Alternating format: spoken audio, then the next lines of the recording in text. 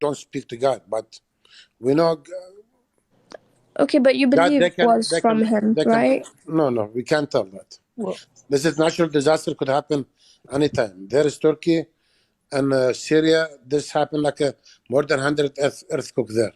So if you believe So it we was a cannot. natural disaster, then the point of showing that video wasn't really saying that it was because they mocked God. The human already they are in the curse. When we enter the sin, when God created Adam and Eve, He don't make them to die, and He make them perfect, and they're not gonna die. But the death and everything, diseases come with the sin. But that's my point. So Jesus is supposed to love you even if you sin. Why would he? Of course, He love you. Who said He don't love you? That's my point. That if disaster or death comes with sin or harm, Jesus hate the sin, but He love you, but He hate the sin. yes, so, but He is just like also. the sin. Do you know what just means? God is just. Do you understand that? There's a balance between the love and the justice. God will punish evilness. This cannot go above the others. God will not be mocked, and God will not let any sins go unpunished whatsoever. He is a just God. You said your sister was a Christian? Yeah, she is. Okay. If somebody hurt your sister, unalived your sister, and you went to court, and the person that unalived your sister told the judge, "Hey, judge, I'm sorry for what I did. I've done a bunch of good deeds. Can you forgive me?" The judge says, "Okay, well, you're sorry. You've done a bunch of good deeds. I'll let you go." Is that just?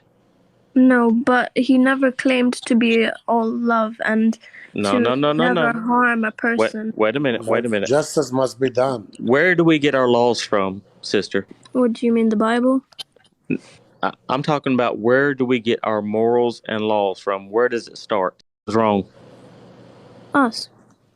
We did? So yeah, we make know the difference between so right we and make wrong. laws? God said it, not us. Because if you say us, I don't agree with you. How?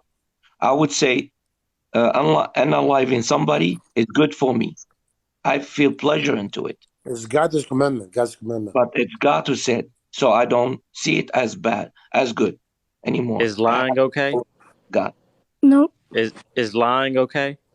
No. In Islam, you have who says who? Says who? God. And I mean, we know the difference between wrong and right as we grow up. Why do we know the difference between wrong and right? Who gave those standards? Do we not know subconsciously that something we're doing is wrong? If we kill someone, we know. See, what you call wrong, I call it good to me. We can say that too, right? If it benefits me. If it benefits me, it's good for me. But since God said it's not good, I got to follow God. Yeah, God gave us that. Okay, so the point. Okay. There you go. So all laws that come down from God. Thou shalt not steal. Thou shalt not murder. Thou shalt not lie. It comes from Torah. Not commit adultery. All those come from God. So if somebody breaks one of those commandments, God has to be just and punished, correct? Yep. Yes, but wait a minute. There cannot be a but. That's a yes or no. Okay, but just 1 second. You claimed that he was all love until your very last breath. So is it right to cut someone's life short, or can I expound on that? Yes, Moshe. Okay. God gave Torah. And even with the people, even with Ben Israel, okay, we weren't always the greatest at keeping Torah. If you read the Old Testament, you will see that. And there came a time where we had gotten so bad at it that God was really mad at us. And he sent a prophet to us. And that prophet told us that God's anger had waxed hot like an iron in a fire. And if you've ever watched people who work metal in a fire, the iron will glow almost white hot. And he said, this generation that's going to be led off into captivity will not see this land again with their eyes. But God will not forget that he promised this land to you. You will not see it again, but your children's children will. And we know that they were in captivity for about 70 years. So their generation and their children died in captivity. Do you know what he's talking about, sister? But their grandchildren returned home. That was the Babylonian captivity. Yes. Yeah. Between Jeremiah, go ahead, Moshe.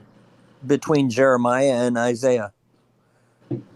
Okay. They were let off into captivity. He says, but I will never leave you or forsake you. My promise is forever, even though these are my words, excuse me, even though you have pissed me off to no end. I'm your father. I gave you my word. I love you, but I have to punish you. Okay. You know, that's putting, I'm a father myself. Yeah. You know, I'm putting it in my words. And that's exactly the words that were there. I have to do it. You've broken all of my rules. You've been rebellious. I have to punish you. I can't let this stand. And that generation was taken off into captivity. Mm-hmm. And it was their grandchildren that returned back to the land. I understand. Because, Moshe, Because they sinned and broke the law that God had given. because God's word, he gave a promise, and he's just. What was the very first promise that God gave Which one? in the garden to Adam? Okay. He promised him that if he ate of the tree, he would surely die. He gave a promise. He warned him. He didn't just let him do it ignorantly. He warned them, and he promised him that if he ate of that tree, he would die. Yeah. Did Adam choose to eat of that tree? Yeah. Yeah, but so what did God have to do? What did God have to do? Punish him. He did. But guess what he did? What? No. The tree of life bared fruit that it would keep them living forever if they ate of it. God put an angel with a flaming sword so they couldn't touch the tree. Why? So that they would not eat it. Because if they had eaten it, they would have still stayed in their sinful nature forever. So in God's mercy, he drove them away from the tree so that he could provide a lamb to save us all. Okay. Do you see God's mercy and love? Yeah, I see it. Go ahead, Habibis. I was giving it the example like in a different way, like an easier way. Like if you come and, or let's say your son come and break my front glass on my door, and I know you are my neighbor, like, and I know your son did that mistake, like he break my glass, like thing happens sometime, right? Didn't somebody have to pay to repair that glass? Like, even I forgive you, I know you are a good neighbor and stuff. Even, we're not talking about bad, we're talking about good ones. Forget about the bad one. Yeah. Yeah. I forgive you, and I know, but your son break my glass. Now, who's going to pay for it? Someone have to pay for it, right? Yeah. Yeah. Even if I pay for it, still does somebody have to fix that damage. Yep. So if you pay for it or I pay for it, when damage happens, somebody have to pay for it. Yes. Do you understand what that means? Like, that's the justice. Yeah, I understand. cannot leave my door with no window. I have to put a window there. Yeah. And somebody have to pay for that window. Yeah, I got So it. that's how balance work, with justice. So, sister, let me ask you a question. You already understand that once a man sins, the punishment was death, correct? Yeah. Do you understand why they sacrificed animals in the Old Testament? No. It's because an innocent animal had to die in our place to keep us alive. You understand that? Why? Because the Because the punishment, punishment was death. yes, They the punished the punishment, animal. Was death. The punishment was death against the humanity. And when the Adam ate from the tree, we lost the relation with God. We if separated some from God. if somebody unalives somebody, what is the punishment under the law? Life in prison. Or Death penalty.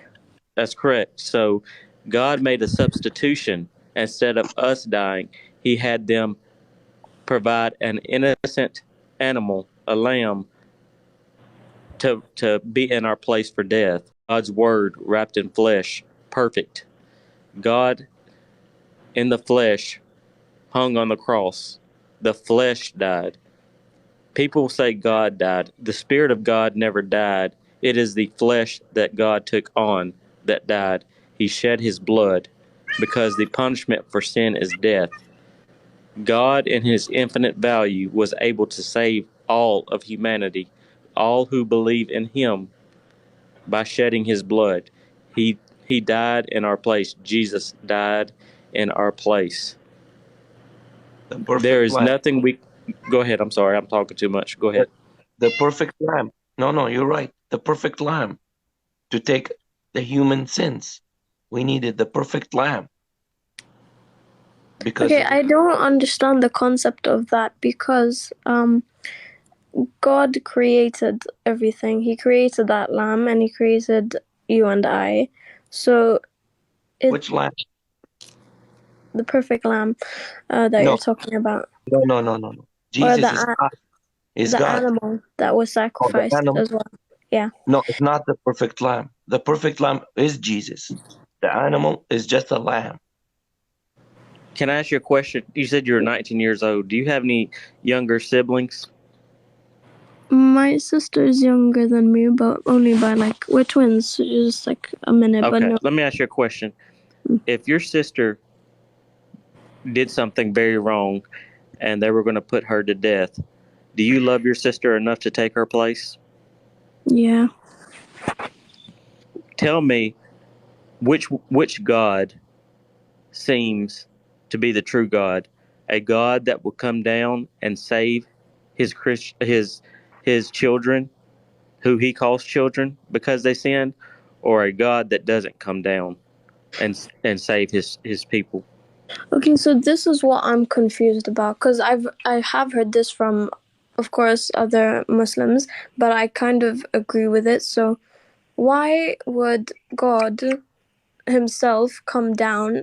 Sister, why would you sacrifice yourself for your sister? But God is the creator. I'm not the creator. I understand that. Yeah. Why would you? No, she mean he can forgive and that's it, right? Yeah, he didn't have to do all And that. then where is the justice? If God, listen to me, if you make a mistake against your president of the country, let's go with the police officer. A police officer stop you and give you a ticket, and you instead of taking the ticket, you slap the police officer. What's gonna happen? Go to jail. If I take you step by step until I reach the judge, and then the judge give you like 1 month jail, and you go to the judge and you give him another slap, what's gonna happen? Jail again. And then you're gonna go up and up, and you're gonna go to the president, and you reach the president, and he say, why you did that, and you go to slap the president. What's gonna happen? Yeah. That's the sin happen against God. God is the highest. The highest Okay. supreme being. So who can pay the like? Can you imagine the punishment when you slap the president? You went from 1 month maybe to execution in your country. Yeah. So that's against God. Now, who can pay the sin against God? Who is the level of God to pay the sin with God? Just like the Himself. same mistake you did with the president. That's right. Himself. Exactly. Okay. You need to be Amen. a God like him, Amen. worth a God. One Exactly. more point. One more point. In Islamic belief, they don't believe the original sin, which is from Adam and Eve. That's what they have a mistaken, a wrong way to believe. Why? We are born from the original sin. Then we have our own sins. Okay? Yeah. So who can take that original sin from us? No one. Sister, do you know what original sin is? Okay. There's nothing wrong with it. And say the apples drop off of it and it makes another tree. Will it make a perfect tree again? No. Yes, it will make another perfect tree. Now say that tree gets a disease and then bears fruit.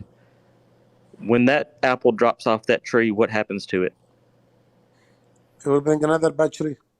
Yeah. That's what happened with Adam and Eve. They were perfect until they sinned against God, and their children were the products of sin. That is original sin. Okay. Does that make sense? Yeah. Islam doesn't explain this, by the way. And Islam they don't believe it. Yeah, they don't believe it. Yeah. Islam doesn't even have a name of Adam's Eve. You know, they don't have Hawa. Only Adam. So let's say like in Islam they believe in the Bible, right, and the Torah. So if a Muslim were to believe in the whole who told you that, honey? Well, they believe it was sent from God. What is also his book. What is it? What is the book they believe on? What is it? You saw it? Sorry? Do you saw the book, the Bible Muslim believe on? What is it? Well, they believe that the Bible was sent down from God as well. What is Do they believe it's corrupted or uncorrupted? Let me This is feet, right? And they will be judged. The Bible we have today in our hand, Muslim, they're scared to touch it. You have an idea about that or no? Yeah, I know. They believe it's corrupted. Exactly. So they are just faking. They think we are following the Bible. They never follow. If I say I follow the Quran, I should have one in my house, and I read it and I follow it. Sister, let me ask you something. They say that the Torah is corrupted. And I know I've heard them say this many times. But I'll ask you something. I have a Torah sitting here on my nightstand next to the bed. Now, if I could take you to Jerusalem, to the Temple Institute. At the Temple Institute, we have Torah. That we have complete Torah from the 10th century. We have complete Torah from the 3rd century. We have partial Torah from the 1st century CE. And we have partial Torah from the 1st century BCE. And if you take those Torah, they all match. Okay. Exactly with what I have today in my room. So if I can take my Torah and match it up with what we have from the 1st century BCE, I ask the question, when was the Torah corrupted? Because that's Torah from over 2,000 years ago. Sister, do you think that any man can corrupt God's word? I've also heard this discussion already. I don't want to go through it again. But I'm just asking you for you to have something to think about when people say the Torah is corrupted.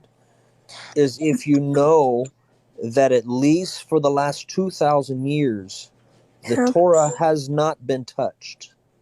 It can be proven that it hasn't been touched for at least the last 2,000 because the very same Torah that I have today is the very same Torah that Muhammad read.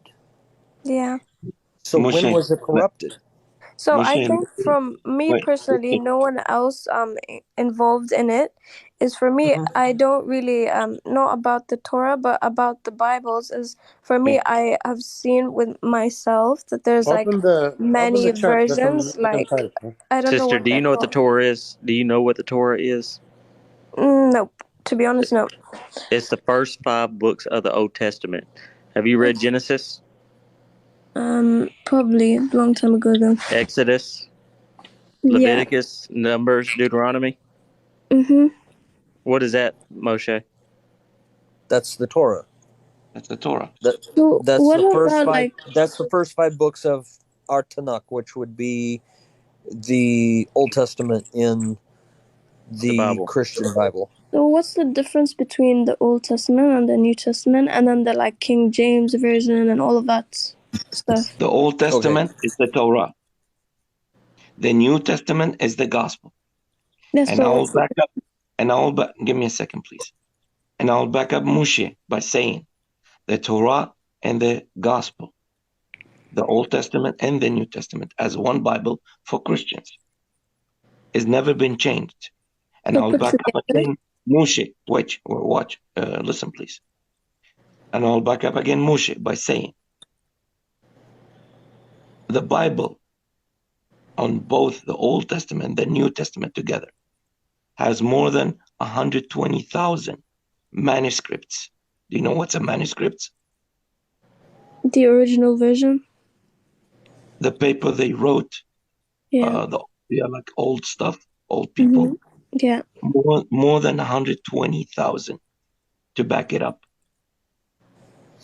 And that started for the Torah.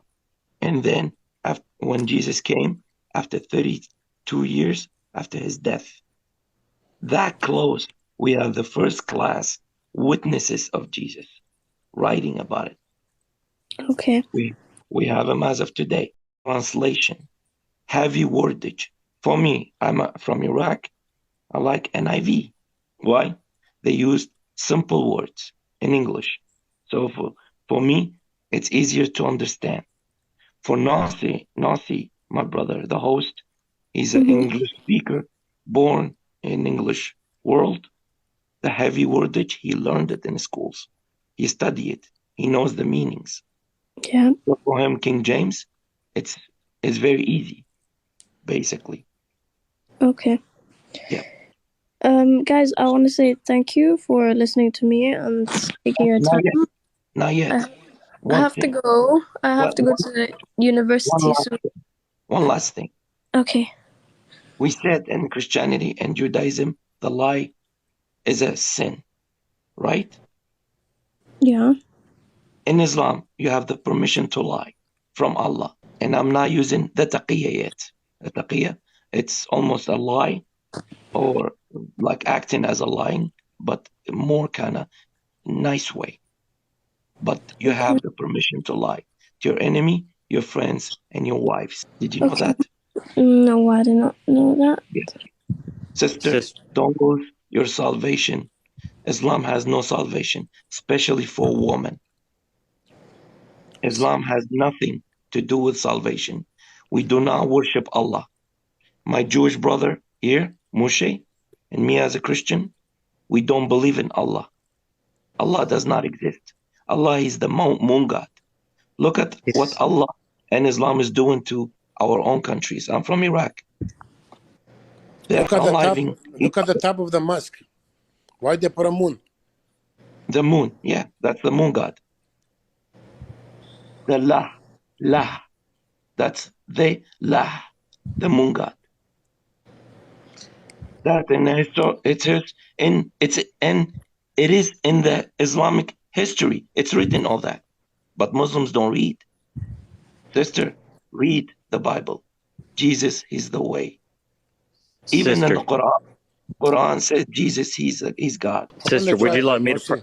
Sister, would you like me to pray over you before you leave? No, thank you. I feel like I need to do this on my own. So okay.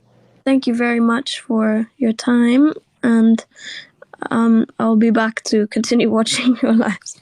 Okay, sister. Bye. Anytime you have questions, come up. All right. And in Christianity, Jesus told us, open the book and you'll find the truth, and the truth will free you. Okay, thank you. You're welcome. Bye. Bye-bye.